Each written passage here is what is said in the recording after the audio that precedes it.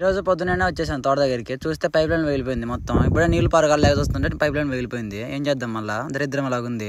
ఇలా ఎందుకు వీడియో చేస్తున్నా అంటే చాలా మందికి జాయింట్ వేసి తెలియదు. అసలు పైప్ లైన్ వెళ్ళిపోయినప్పుడు చాలా ఇబ్బందులు పడతారు. చాలా తొగేసి చాలా ఇబ్బంది పడతారు.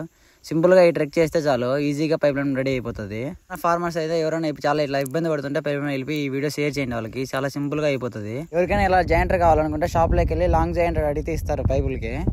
దీని కాస్ట్ 140 రూపాయలు పడుతుంది. మామూలుగా మార్కెట్లో అయితే 120, 130కి వచ్చేస్తుంది. మాకు ముందు ఇలాంటి తెలియక చాలా ఇబ్బంది పడిపోయాము. అంతా తొగేసి చాలా రోత్ చేసేవాళ్ళం అంతా.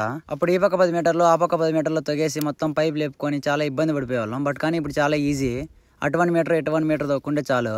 దీన్ని ఎలా జాయింట్ చేయాలంటే ఎటు సైడ్ అయితే ఎక్కువ మూతుంటుందో అటు సైడ్ ఎక్కించుకోవాలి. ఫస్ట్ ఇలా కొలత వేసుకోవాలా. ఇటు సైడ్ అయితే ఎక్కువ ఉంటుందో అటు సైడ్ ఆనించుకొని ఇటు సైడ్ తక్కువ ఉండేది పైప్ కట్ చేసుకోవాలి. అక్కడికి అయితే ఎక్కువ ఉంటుందో అది మొత్తం పైప్లోకి వెళ్ళిపోతుంది. తక్కువ ఉన్న సైడ్ ఇక్కడ సర్దుకుంటుంది.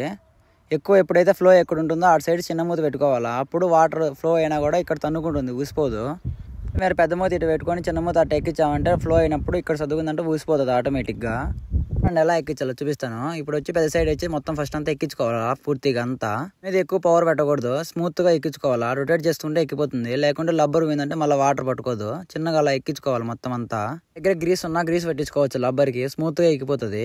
నాకైతే చాలా ఉపయోగపడింది. చాలా ఫాస్ట్ గా రెడీ చేసాము. కానీ ఇలాగా చాలా మంది ఇబ్బంది పడుతుంటే వాళ్ళకి షేర్ చేయండి ఈ వీడియోని. పక్కా తెలుసుకుంటారు. చాలా మంది తెలుసు, బట్ కానీ కొందరు తెలియని వాళ్ళు ఉంటారు కదా, వాళ్ళకి షేర్ చేయండి ఈ వీడియోని. నేను ఇలా ఈ వీడియో అంతా తీసి పెడుతుండేది నాకు తెలుసు కాబట్టి నేను చేస్తున్నాను. తెలియని వాళ్ళు చాలా మంది ఇబ్బంది పడతారు కదా, ఈ వీడియో చూసి వాళ్ళకి కూడా కొద్దిగా ఐడియా ఉంటుంది. సరే, ఇంకా తెలియని వాళ్ళందరికీ షేర్ చేయండి ఈ వీడియోని. అలాగే సబ్స్క్రైబ్ చేసుకుని నా ఛానల్ని ప్లీజ్ సపోర్ట్ చేయండి నా ఛానల్ని.